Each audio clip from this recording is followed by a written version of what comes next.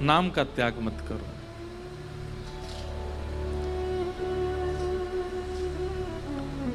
एक भगवान के परम भक्त थे केशवदास। क्या नाम था? केशवदास। तो श्री केशवदास जी का ऐसा चरित्र है कि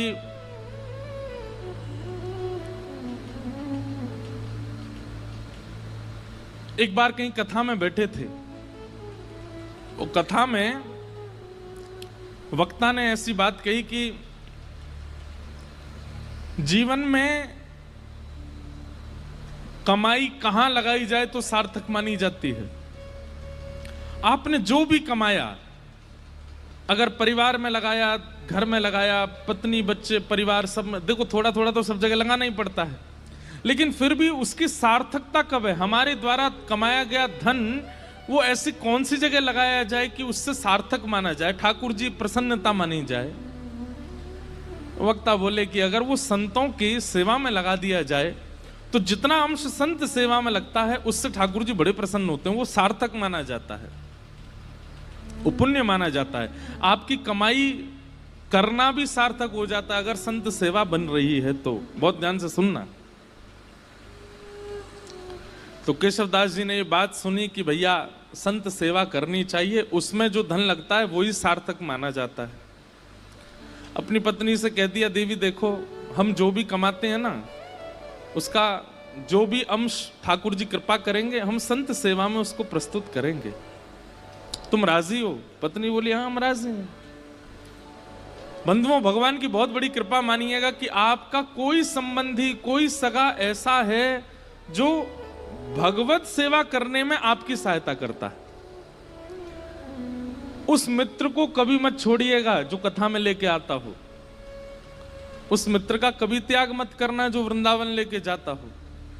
वो बहन सबसे अच्छी है जो ठाकुर जी की सेवा करवाती हो। वो भैया सबसे अच्छे हैं जो प्रवचन सुनवाते हों। वो माता पिता सबसे अच्छे हैं जो ठाकुर जी की सेवा की आज्ञा देते हों। वो पति सबसे अच्छा है जो गुरु सेवा में संग लग जाता हो। अगर इन भावों से कोई भी संबंधी आपका है, चाहे वो बुआ जी हैं, फूफा जी हैं, चाचा हैं, ताऊ जी हैं, पति है, मित्र है, उस संबंध का त्याग मत कीजिएगा। चाहे वो जीवन में आगे चल करके भले ही पद भ्रष्ट हो जाए तो भी उसका त्याग मत कीजिएगा। वो कभी आपको कथा में लेके गया था, उसकी वजह से आपको कथा मिली थी, इसलिए उसका त्याग मत करना। तो सबसे बड़ा संबंधी, सबसे श्रेष्ठ संबंधी है। तो कई बार पति भक्त होते हैं पर पत्नी का स्वभाव नहीं होता, और पत्नी भक्त होती है, पति का स्वभाव नहीं होता। दोनों विपरीत होते हैं तो बहुत मुश्किल होती है फिर। लेकिन केशवदास जी की जो पत्नी थी वो बिल्कुल योग्य थी। उसने कहा आपकी जैसी इच्छा, आप कहेंगे संत सेवा होनी चाहिए तो होगी। इतना धन नहीं कमाते थे, बहुत अल्प सी धन कमाते थे कि बस दिन रात भोजन हो जाए बस, लेकिन संत सेवा का प्रण ले लिया। एक बात मानेंगे हमारी, कथा में या गुरुजनों के द्वारा जब कोई बात ऐसी आप सुनते हैं जिसको सोच करके सुन के आपके मन में आता है ये मुझे करना चाहिए, लेकिन मैं कैसे करूं, मेरे पास व्यवस्था नहीं है। आप जब व्यवस्था को आगे रख करके किसी आज्ञा से पीछे हट जाते हैं तो बहुत बड़ी गलती करते हैं। कोई आज्ञा ऐसी हुई, कोई बात ऐसी कथा में सुनी या गुरुजनों से सुनी, वो बात सुनकर के आपके मन में आया ये मुझे करना चाहिए, लेकिन मेरे यहां व्यवस्था नहीं है। व्यवस्था का विचार ही मत करो। जैसे ही आपको लगा कि मुझे करना चाहिए, आप करने लग जाओ। जिन महापुरुष से आपने सुना या जिस ग्रंथ की बात आप सुन के आए हो वो सामर्थ्य प्रदान करेंगे, व्यवस्था कर देंगे, आप बस लगना शुरू करो उसमें।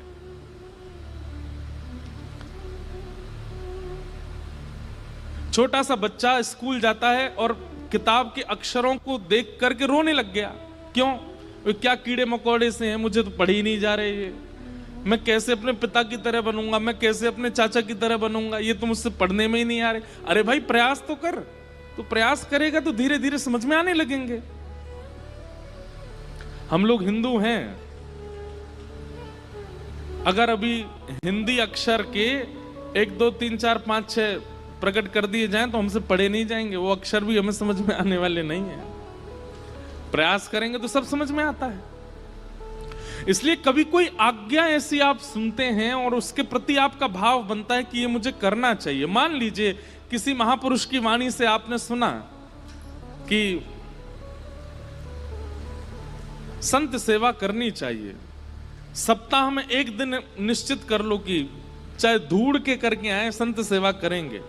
आपके मन में आया कि मेरा मन तो हो रहा है कि मैं करूं, पर कैसे करूं? क्यों? व्यवस्था नहीं है, चाहे धन की कमी है, चाहे परिवार में कोई साथ देने वाला नहीं है, आदि आदि जो भी व्यवस्था का चिंतन करके रुकिए मत। मुझे संत सेवा करनी चाहिए, ठीक है, अगले सोमवार से मैं सोमवार संत सेवा करूंगा। आप तनिक से प्रारंभ तो करिए। आप प्रारंभ करोगे, पूरा ठाकुर जी कराएंगे। केशवदास जी के चरित्र से सीखने को मिलेगा आपको। केशवदास जी की व्यवस्था इतनी उचित नहीं थी कि वो संत सेवा कर सकते हैं, लेकिन कथा में सुन लिया तो मन बना लिया कि अब सेवा मुझे करनी है, और पत्नी का साथ लेकर के जो भी धन कमाते थे उससे बढ़िया प्रसादी बनाते, संतों को निमंत्रण देते, घर पर संत आते, प्रसाद पाते। भगवान की दया से इतना ही प्रसाद बनता कि संत जन पा लेते, उनके लिए नहीं बच पाता था। तो दोनों क्या करते, जो संतों की शीत प्रसादी होती थी उसी को इकट्ठा करते, उसी को पा लेते। कभी कभी वो मिल भी नहीं पाती थी। अब संतों से थोड़ी कहेंगे कि छोड़ जाना थोड़ा, वो बेचारे प्रेम से पाते थे तो कई बार मिलता भी नहीं था, लेकिन संत सेवा बनने लगी। लेकिन ठाकुर जी बहुत दिन तक अनुकूलता रहने नहीं देते। लिख लीजिएगा इस बात को, अगर बहुत प्रसन्नता में जीवन निकल रहा है, भूलिएगा नहीं, आएगा दुख, निश्चित आएगा। बहुत धन के साथ में अभिमान हो गया है कि मैं कुछ भी खरीद सकता हूं, मैं कुछ भी कर सकता हूं, मैं कुछ भी बना सकता हूं, मैं कहीं भी जा सकता हूं। एक दिन आएगा कहीं जाने लायक नहीं रहोगे। और ये विपरीत स्थिति में भी सुनिए, अगर बहुत कष्ट में जीवन जा रहा है तो परेशान मत होइए, एक दिन सुख आएगा। आज इतनी धन की व्यवस्था नहीं है कि आप एक ही वस्त्रों को 5-5 दिन तक पहनते हैं, है ही नहीं वस्त्र, चिंता मत कीजिए, एक दिन ठाकुर जी अनुग्रह कुछ करेंगे। एक स्थिति कांस्टेंट किसी की नहीं रह सकती, परिवर्तन तो होता है, चाहे वो वैष्णव हो चाहे वो संसारी हो। तो केशवदास जी सेवा करते थे। अब धीरे धीरे क्या हुआ, उनका धन जो था खत्म होने लगा। अब सेवा के लिए धन नहीं बचा, उन्होंने कर्जा लेने का मन बनाया कि मैं कर्जा ले लेता हूं, संत सेवा नहीं छूटनी चाहिए। अब बेचारा कोई धनवान नहीं होता, सामान्य होता तो उसको कोई कर्जा भी नहीं देता। बाजार में निकल गए कर्जा लेने के लिए कि कोई हमें थोड़ी सी सेवा कर दो तो हम संत सेवा करेंगे। किसी ने भी उनको देने से मना कर दिया। लेकिन एक चतुर व्यापारी था, जब ये गए उसके पास, बोले आप जो कहेंगे हम ब्याज सहित आपको वापस कर देंगे, हमें थोड़ा सा धन दे दो, संत सेवा करनी है। तो व्यापारी ने कहा ठीक है हम दे देंगे तुमको धन, लेकिन बदले में हमको ब्याज सहित धन नहीं चाहिए, एक सेवा कर दो हमारी। ये तो नाचने लगे, बोले आप जो कहोगे सो करूंगा। क्या करना है पूछा नहीं। हम आप सब लोग होते तो पूछते, भाई हम जितना धन ले रहे हैं उसके समान ही मेहनत करेंगे। बोले आप धन दे दीजिए, मैं संत सेवा कर रहा हूं, उसके बाद आ जाऊंगा, आप जो कहोगे करने को तैयार हूं। धन दे दिया, संत सेवा हो गई। संत सेवा करने के बाद पत्नी से कह दिया देखो अब अगले 1 हफ्ते के लिए हमारे पास में खूब संपत्ति आ गई है, अब तुम चिंता मत करो, संतों की सेवा पर मैं किसी को कर्जा चुकाने जा रहा हूं। तो कर्जा कैसे चुकाओगे, आप धन तो है नहीं। बोले वो सेवा करनी है, उसी से चुक जाएगा। एक भला आदमी मिल गया, उसने कहा कि पैसा मत लौटाना, सेवा कर देना। केशवदास जी लौट करके गए उसके पास, बोले भैया बताइए क्या सेवा करनी है। आप कहें तो बर्तन मांज दूं, झाड़ू लगा दूं, पोंछा कर दूं, पुताई कर दूं, क्या करना है आप बताओ। बोले हमारी एक जमीन है, वहां पर कुआं खोदना है। कुआं खोदना है। कुआं खोदने का मतलब समझते हैं? कितनी गहराई में जाना पड़ेगा, जब तक जल ना आ जाए तब तक खोदते रहो, और जब वो जल निकलना प्रारंभ हो जाए उसके बाद भी कितने फीट अंदर तक खोदना पड़ेगा, फिर चुनाई करनी पड़ेगी, कुएं में पूरा उसको आकृति देनी पड़ेगी, फिर बहुत दिन तक जल खींचना पड़ेगा, सारा मतमैला जल निकल के जब बिल्कुल स्वच्छ जल आ जाएगा तब कुएं का निर्माण होगा। इतना तो धन भी नहीं लिया था उन्होंने जितना उनको सेवा दे दी, लेकिन प्रसन्न हो गए, जो आ गया। कहां जाना है बताइए, एक बार भी ये नहीं कहा कि आप ऐसी सेवा कैसे करा सकते हैं। पहुंच गए फावड़ा लेकर के और लगे, जैसे करते निकालते फेंकते करते मिट्टी, तो वो एक गति जैसी बन गई थी। फावड़े चलने की आवाज, मिट्टी भरने की आवाज, फिर उसको दूर फेंकने, उसकी जो वो धुन बन गई थी, उसमें इतना उनको सुख मिलने लगा था कि वो राम राम जपते हुए ये करते थे।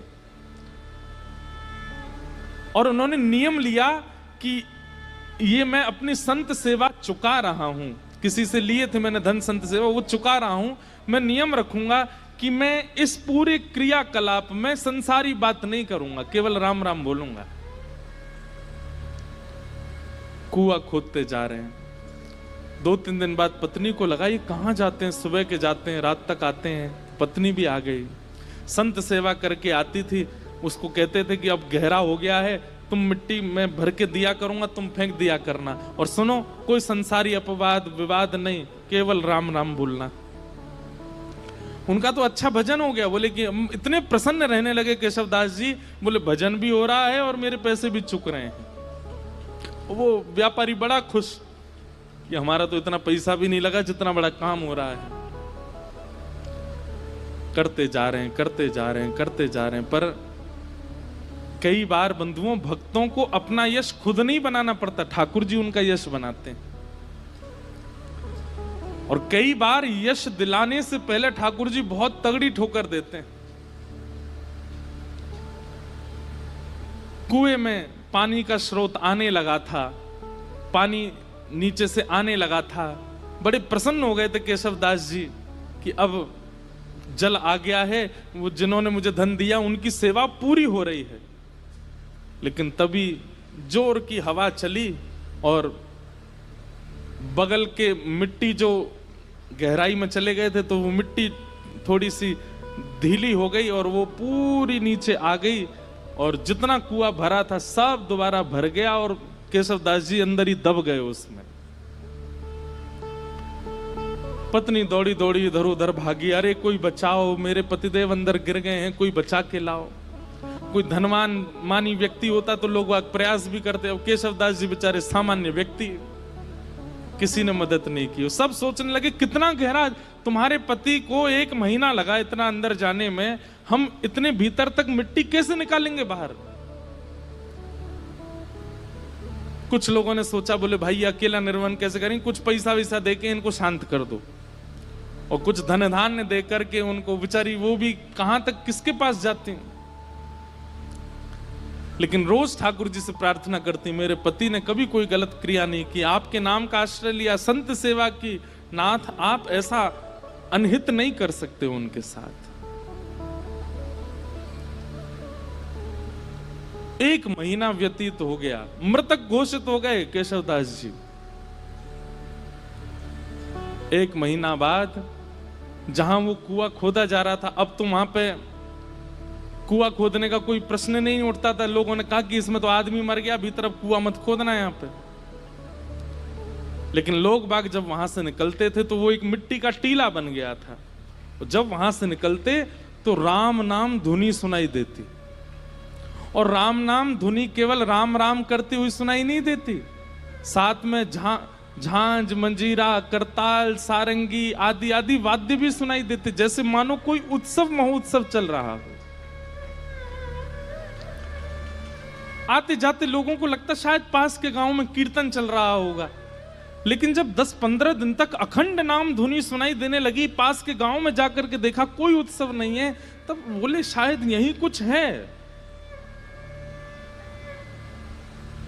तभी एक राजा को यह बात पता चली। उस राजा ने अपने सैनिकों को लगवा करके पूरी मिट्टी निकलवाई वहां से, और भीतर जाकर के जब देखा तो एक मट्टी का एक मानो जैसे कुंज जैसी बन गई थी, और उस कुंज के भीतर सुंदर पात्र में सुंदर प्रसादी रखी थी, और प्रसादी के साथ ही भीतर एक दिया जल रहा था, और वहां पर श्री केशवदास जी बैठ करके कीर्तन कर रहे थे, और उनके कीर्तन के साथ में वहीं के जितने जीवाणु आदि थे वे सभी मानो जैसे करताल मजीरा आदि ढोल बजा करके उनके कीर्तन को सार्थक कर रहे थे।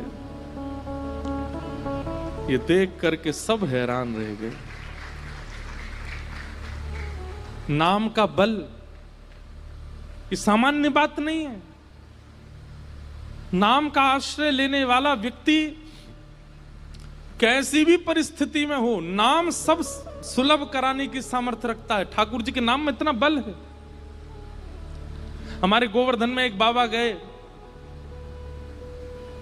गुरु दीक्षा लेने के बाद अपने गुरु जी से कहा, आप जो आज्ञा देंगे मैं उसको पूरी करूंगा, आप बस आज्ञा दीजिए। गुरु जी ने भी ऐसी आज्ञा दी जो बाबा कर ही नहीं सकते थे। क्या?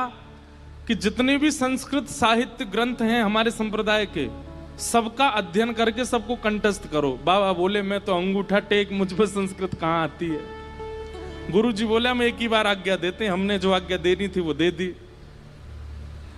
बाबा इतने रोने लगे, गिरिराज जी के तलेटी में रोते, हे किशोरी जी, हे श्यामाजू, मैं तो अनपढ़ गंवार हूं, और गुरु जी ने आज्ञा की कि सारे संस्कृत साहित्य हमारे संप्रदाय के सबको कंठस्थ करो। कैसे करूंगा मैं? मुझे तो पढ़ना ही नहीं आता,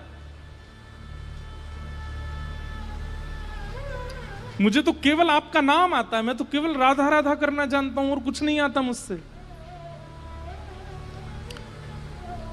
इसी चिंता में रोने लगे, राधा राधा पुकारते पुकारते रोते थे कि मुझ पर तो कुछ भी नहीं आता, मैं अपनी गुरु इच्छा गुरु आज्ञा को कैसे पूरी करूं। 4-5 दिन तक तो रुदन किया, 5वें दिन मानसी गंगा में डूब करके प्राण त्यागने को तैयार हो गए। बोले, अब मैं प्राण त्याग दूंगा, अब जीवित रहने का मेरा कोई, मैं गुरु इच्छा पूरी नहीं कर पा रहा, गुरु आज्ञा पूरी नहीं कर पा रहा, और मेरी उम्र अब 50 की हो चुकी है, अब मैं कहां से पढ़ना सीखूं, कैसे याद करूं। मानसी गंगा में जैसे ही अपने प्राण त्यागने के लिए कूद ही रहे थे, तभी किशोरी जी प्रकट हो गई, और किशोरी जी प्रकट होकर के बोली, क्यों अपने प्राण त्याग रहे हो?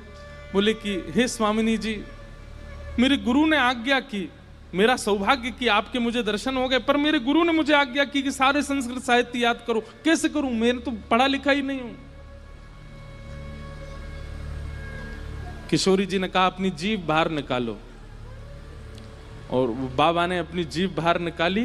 श्यामाजू ने वो जीभ पकड़ करके और एक सीख से उस पर कृष्ण लिख दिया, और कृष्ण लिख करके कहा, अब जाओ। तुमने जीवन भर नाम गाया है मेरा, और उससे श्री कृष्ण प्रसन्न हुए हैं। श्री किशोरी जी का नाम गाने से किशोरी जी प्रसन्न नहीं होती हैं, ठाकुर जी प्रसन्न होते हैं, और ठाकुर जी का नाम गाने से किशोरी जी प्रसन्न होती हैं। बोले, आपने जीवन भर मेरा नाम गाया और कुछ आपको नहीं आता है, इसलिए ठाकुर जी बड़े प्रसन्न हैं, और उन्होंने प्रसन्न होकर के कहा है कि मेरी जितनी सिद्धियां उनमें एक विद्या सिद्धि है, वो विद्या सिद्धि आप इसको दे आओ। श्री जी अब जाओ, अब तुम्हें पढ़ने की भी आवश्यकता नहीं है, तुम बस गुरु जी जो प्रश्न करें सबका उत्तर देते जाना, सारा साहित्य तुम्हारी जिह्वा पर विराजमान हो गया। जैसे ही गए, गुरु जी ने कहा कि पढ़ाए? बोले, हाँ, 5 दिन पहले तो हमने आज्ञा दी, बड़ी जल्दी पढ़ाए। बोले, गुरु जी आप आज्ञा करें, कौन सा साहित्य, कौन सा ग्रंथ सुनाऊं? गुरु जी ने ग्रंथ का नाम बोला तो बैठ करके पूरा ग्रंथ सुना दिया।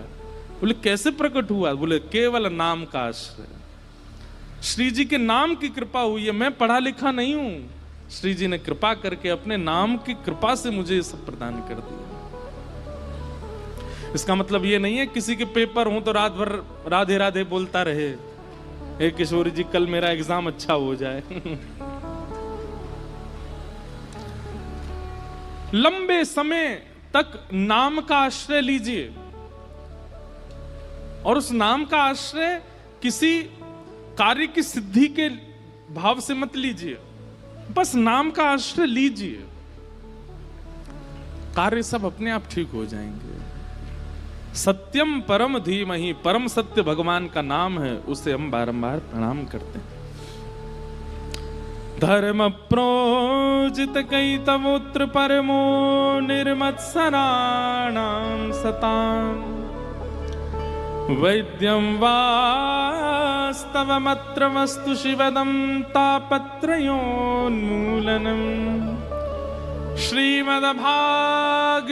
महामुनिकृते किं वा परैरीश्वर, सद्यो हृद्यवरुध्यते त्रिकृतिभिः शुश्रूषुभिस्तत्क्षणात्। धर्म प्रोजित कई तवोत्र परमो, परम धर्म की इच्छा चित्त में प्रकट होना, ये विषय है भागवत जी का। परम धर्म का मतलब क्या होता है?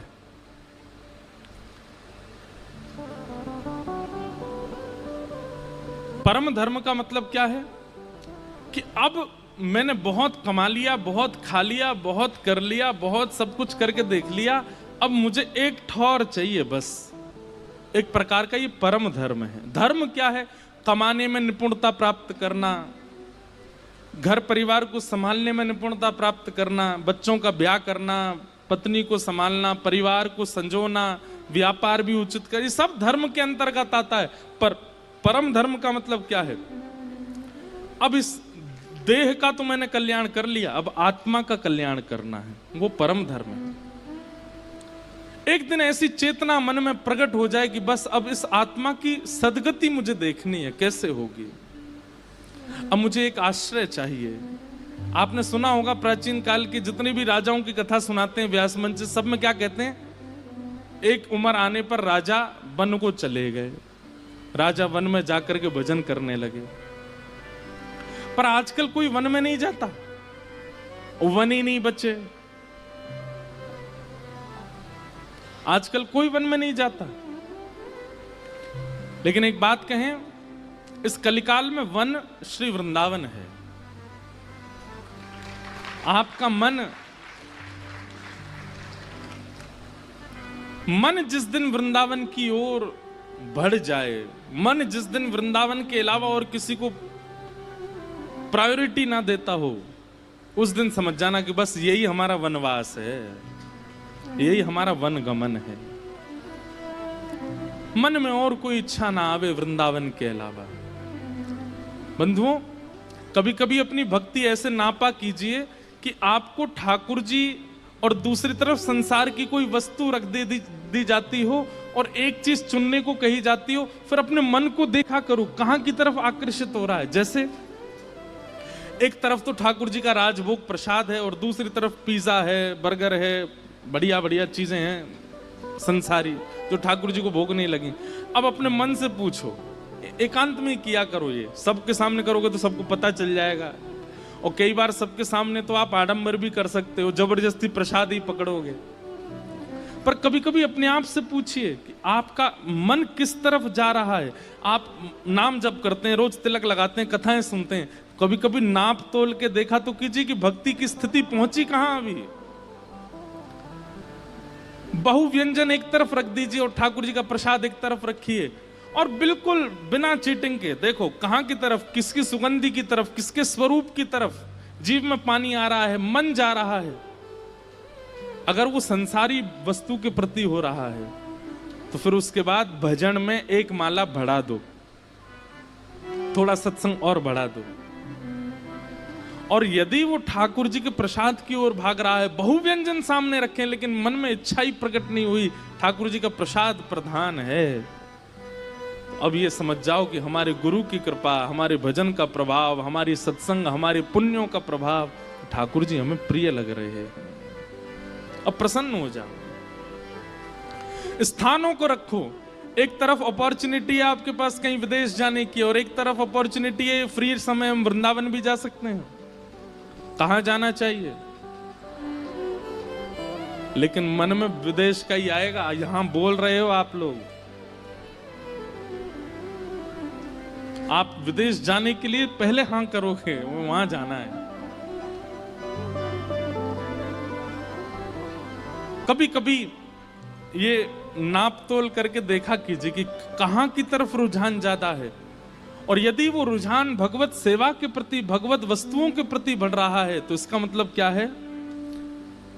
आप परम धर्म के मार्ग पर अब निकल चुके हो, अब उसके प्रयास और ज्यादा कीजिए। अब ठाकुर जी ने चुन लिया है, अब इस मार्ग को और निपुणता से इस मार्ग पर आगे बढ़िए। धर्म प्रौजत कई तवोत्र परमो निर्मत सराणाम सताम।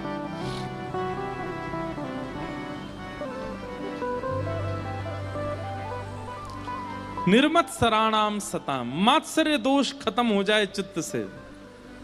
किसी के प्रति ईर्ष्या, किसी के रूप, स्वरूप, वैभव, संपत्ति और उसकी श्रेष्ठताओं को देखकर के आपके चित्त में ज्वलनशीलता ना होती हो, प्रसन्नता होती हो, समझ जाओ अब ठाकुर जी हमें स्वीकार कर रहे हैं। तीसरा, वैद्यम वास्तव मत्र वस्तु शिवदम। अभी नासिक में कथा थी तो एक बालक मुझे कोई बोला कि मैं ठाकुर जी के किसी भी मंदिर में जाऊं, ऐसा जरूरी नहीं एक ही मंदिर में, कहीं भी किसी भी मंदिर में जाऊं मुझे सब भगवान दिखते हैं, लेकिन एकमात्र ठाकुर जी को देख के भगवान वाली फीलिंग नहीं आती, ऐसा लगता है ये मेरे कोई हैं। इसका क्या मतलब है? मैंने कहा ये मतलब है ठाकुर जी आपको कुछ मानते हैं। बोले मैं पंडरीनाथ जी को देखता हूँ, बोले रुक्मणी मैया को देखता हूं तो मुझे लगता है ये भगवान है। मैंने कहा भाई ऐसा मत करे, उनको भी कुछ मान ले अपना। बोले नहीं महाराज जी, हनुमान जी को देखूं, गरुण जी को देखूं, गणेश जी को देखूं, मंदिर में जिनको भी देखता हूं सबके प्रति भगवान की भावना आती, पर मुख्य ठाकुर जी वंशी वाले हों या लड्डू गोपाल हों, ये कहीं भी दिख जाते हैं दुनिया में तो ये लगता है ये मेरे, ये मेरे अपने। मैंने कहा भाई देख, प्रियतमा होती है ना पत्नी, भले उसका पति बहुत बड़ा कलेक्टर बन जाए, बाकी सब लोग तो उसके सामने सल्यूट करेंगे, पर पत्नी को वो अपनी किसी भी स्थिति में चला जाए, कितना भी श्रेष्ठ बन जाए, कितना भी उचित बन जाए, वो उसको हर स्टेज पर, हर परिस्थिति में, हर स्थिति में अपना ही लगता है। संबंध है तभी तो अपना लगता है। मां को अपना बेटा कोई श्रेष्ठ व्यक्ति नहीं दिखता है, बेटा बेटा ही दिखता है। ऐसे अगर ठाकुर जी के प्रति भगवत भावना आकर के कोई अपनत्व की भावना आती है, उसका मतलब है ठाकुर जी भी संबंध मान चुके हैं, अब बस ढूंढो कि वो संबंध है कौन सा। हम तो ये कहते हैं भैया भारत में जितने ठाकुर जी के मंदिर हैं ना, इन सबको अपना परिवार ही बना लो। जैसे श्री पंडरीनाथ भगवान हैं, ये कौन है? बोले ये हमारे फूफा जी हैं। वहां की रुक्मणी मैया बुआ जी हैं। कोई पूछे कहाँ जा रहे हो? फूफा जी के घर जा रहे हैं। पंढरपुर जा रहे हैं नहीं बोलो, कहाँ जा रहे हो? बुआ जी के यहाँ जा रहे हैं अपनी। एक दो बार तो आदमी यही सोचेगा, और इतनी निपुणता से बोलो कि सामने वाले को यही लगे कि बुआ जी के यहाँ ही जा रहे हो। 5-6 बार बाद उसको पता चले कौन सी बुआ जी तुम्हारी? बोले चंद्रभागा नदी के तट पर रहती हैं, रुक्मणी मैया हमारी बुआ जी हैं, ठाकुर जी हमारे फूफा जी हैं। द्वारिका के ठाकुर जी को अपने जीजा जी मान लो, वहां की रुक्मणी मैया हमारी बहन है। अब कहाँ जा रहे हो? जीजा जी के यहाँ जा रहे हैं। जगन्नाथपुरी में ये कौन है? बोले ये हमारे चाचा जी हैं, चाचा जी से मिलने जा रहे हैं। बद्रीनाथ भगवान, बोले ये तो नाना जी हैं हमारे। अच्छा बद्रीनाथ वैसे भी नाना जी हैं, क्यों? श्रीमद् भागवत का निर्माण बद्रीनाथ में ही हुआ, और भागवत जगत माता है, और माता जी का जो जन्म स्थान होता है वो नानी का घर ही होता है। लो ऐसे भी संबंध बन गया कि वो नाना जी हैं। श्री राधा रमन जी कौन है? बोले ये तो हमारे प्रियतम हैं। बिहारी जी कौन है? ये हमारे सखा हैं। राधा वल्लभ जी कौन है? बोले ये हमारे सखा के सखा हैं। ऐसे कोई संबंध, सबसे संबंध बना लो और फिर उस संबंध का निर्वहन कीजिएगा, उस संबंध को निभाइएगा, उसी संबंध से जाइए, उसी दृष्टि से देखिए, उसी भाव से मिलिए। बिहारी जी अगर आपको भाई के रूप में लगते हैं और कभी बहुत भीड़ हो जाए तो भीतर जाकर के थोड़ा रोष भी बहन की तरह कर सकते हो या भाई की तरह कर सकते हो। अरे भैया तो बहुत बड़ा होगा, अब तो दर्शन ही ना दे हमें, हैं इतनी भीड़ है गई है, कोई धक्का मारे, कोई भगा दे यहाँ से, ऐसा मत करे भैया लाला मिल लेकर हमते, ठाकुर जी अनुग्रह करेंगे, ठाकुर जी कृपा करेंगे। आप संबंध मानिए, ये बात कोई मनगणंत नहीं है, ये भगवत वाणी है। वैद्यम